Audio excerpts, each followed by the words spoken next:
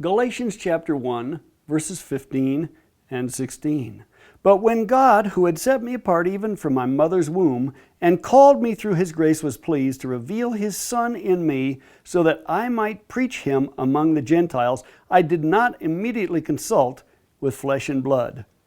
You know, Paul is telling us here, he had a destiny that was determined from his mother's womb, really from before his birth, and so do you. Every one of us have a destiny. God has written a book about your life in heaven. God has already determined your purpose on the earth. You know, no man even creates something without a purpose.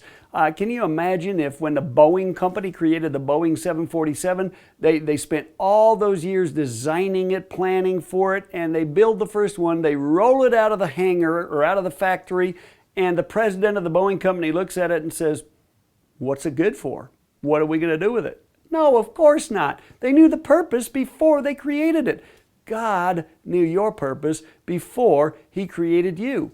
And you know, God's purpose is meant to be transmitted to you as your vision.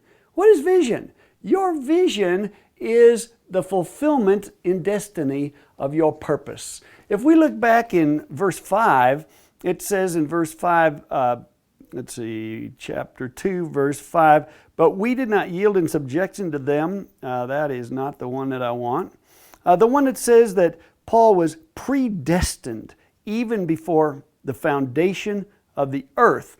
And I just want to touch, I'm not finding the verse right now, but Paul said predestined. What does that mean? That means there was a destination that was already determined before the foundation of the earth. That God wanted you to start here and go to here.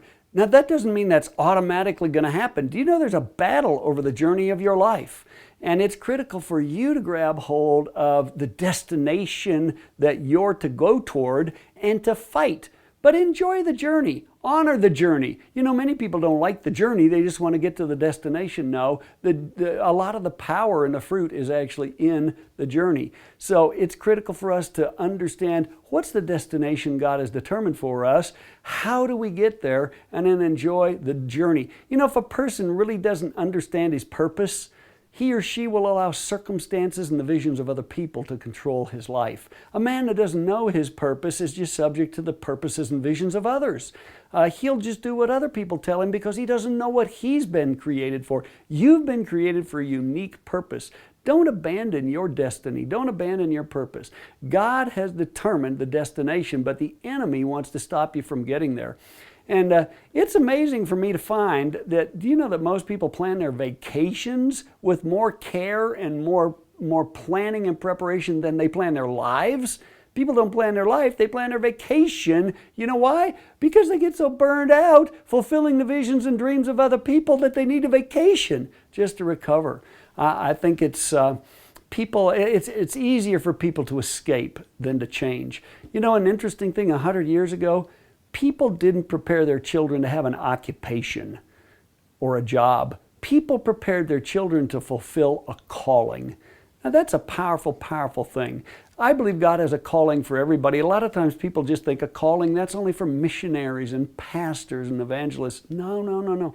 A calling is for everybody. Every one of us have a calling. People that lie awake at night and dream about different kinds of trucks they could drive, their calling is probably to be a truck driver. Other people lie awake at night and they dream of designing buildings. That person probably has a calling to be an architect. Every one of us have a calling from God. And many people get in a financial trap because they choose to study in university or in a school whatever pays them the most money, rather than finding out, now what have I been called to do, and pursuing their calling. I told my children, don't ever work for money. You work for vision, and you make money work for you. Money is just a tool to accomplish a vision that God gives you. Now, sometimes you work for experience toward the fulfillment of a vision, but don't ever work for money. That God never designed the relationship to be that way. You hear people all the time, I work for money. Why do you work? I have to. Do you like what you do? No, I hate what I do. Well, why do you do something you hate? Why didn't you find what God had called you to do? Do it with all your heart. Learn to love what God has called you to do, and usually it's in your heart anyway, and money naturally follows vision. So Paul says he had a destiny he was set apart from his mother's womb, called to accomplish a purpose. So are you. And I just want to pray for you today. Father, I pray for every one of us today. I pray for every one of my brothers and sisters watching this today that the revelation and understanding of God's purpose in your life and your calling would be so clear. I pray that if you have children, you would have an understanding of their calling, that as a father or mother, you would be able to help direct your sons, your daughters into the call of God on their life, that they might not get stuck in a financial trap doing something that has nothing to do with their calling just for the sake of money. But I pray in the mighty name of Yeshua that you, your children, and your grandchildren, like Paul, would have an understanding and a revelation of your calling from before birth, from before the foundation of the earth, and that you would walk in your calling, and that God would use you powerfully and supernaturally to accomplish your purpose, His purpose, your destiny and calling. In the name of Yeshua, I pray these things for you. Amen.